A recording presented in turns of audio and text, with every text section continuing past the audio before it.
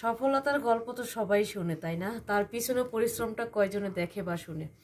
যাই হোক, hello everyone, আসসালামু আলাইকুম। সবাই বলেন যে তোমার কিসের এত ব্যস্ততা।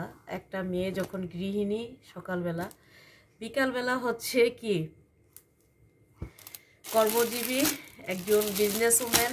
আলহামদুলিল্লাহ, আগে বলে দেই, একটা খুব খুশি, বছরের শেষের দিকে আমার নিউ ইয়র্কে আবার একটা বড় পার্সেল যাবে ইনশাল্লাহ, যেটা হচ্ছে সবগুলো ড্রেস আমি বানিয়ে পাঠাচ্ছি।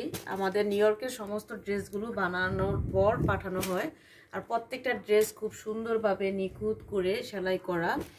আর এগুলো সব শিল্পী ইউনিক গ্যালারির ড্রেস। যারা বাহিরে আছেন, দেশের বাহিরে, আপনারা যদি চান আমাদের থেকে ড্রেস শপিং করে তারপরে সেলাইয়ের দায়িত্ব আমাদের দিতে পারেন। আমাদের নিজস্ব টেইলর দিয়ে খুব সুন্দর করে আমরা বানিয়ে পাঠাবো। হ্যাঁ, আপু টোটাল হচ্ছে 27টা ড্রেস অর্ডার করেছে। 27টার মধ্যে আমরা 19টা ড্রেস সেলাই করে দিয়েছি, আর বাকি 7টা ড্রেস হচ্ছে সেলাই ছাড়া নিয়েছে। 7টা 8টা ড্রেস সেলাই ছাড়া নিয়েছে।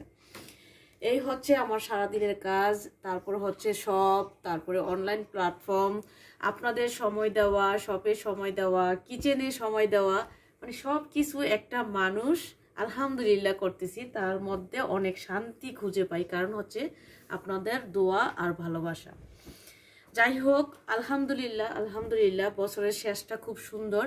ইনশাল্লাহ আল্লাহ তাআলার রহমত থাকলে আবার 2025 আশা করি আবার ভালো হবে।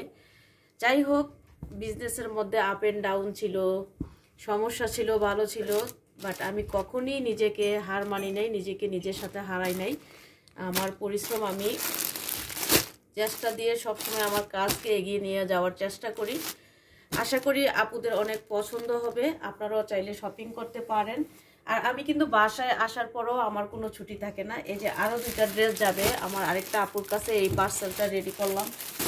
এটা যাবে চিটাগং যাবে একটা, সিলেট যাবে একটা, আরেকটা যাবে যশোর। হ্যাঁ, এই ড্রেসগুলো আমি সাথে নিয়ে আসছি, কারণ আমার দোকানের সময় আমি কুলাইতে পারি নাই। দোকানের থেকে বাসায় নিয়ে এসে খেয়ে দিয়ে আবার এগুলো পার্সেল রেডি করা, এভাবেই আমার সারাদিন চলে যায়। হ্যাঁ, আসলে আমার কোনো ছুটি নাই, আমি কোথাও যাওয়ার টাইম পাই না। অনেকে মনে করেন কিসের এত কাজ। আসলে একটা পুরুষ যখন ব্যস্ত থাকে কেউ এই কোশ্চেনটা করে না। একটা মহিলা যখন ব্যস্ত থাকে বা বিজনেস করে, ওনার ব্যস্ততাটা কেউ বুঝতে চায় না। এটাই হচ্ছে আমাদের সমাজের এখনো মানে যে ভেদাভেদ একটা ব্যাপার। যাই হোক, আলহামদুলিল্লাহ, আপনাদের দোয়া ভালোবাসা হাঁটি হাঁটি পা পা করে শিল্পী ইউনিক গ্যালারি এগিয়ে যাচ্ছে।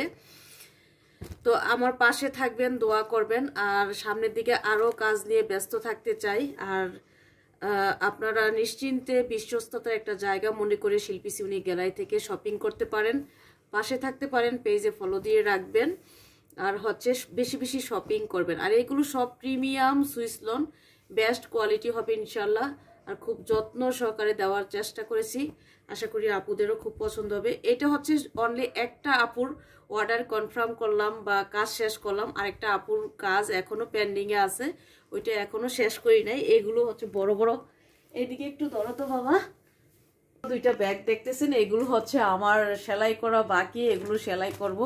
আবার এইগুলো যাবে টেলার্সে, এগুলো একজনের, উপরের এই ব্যাগটা একজনের। এগুলো হচ্ছে আমার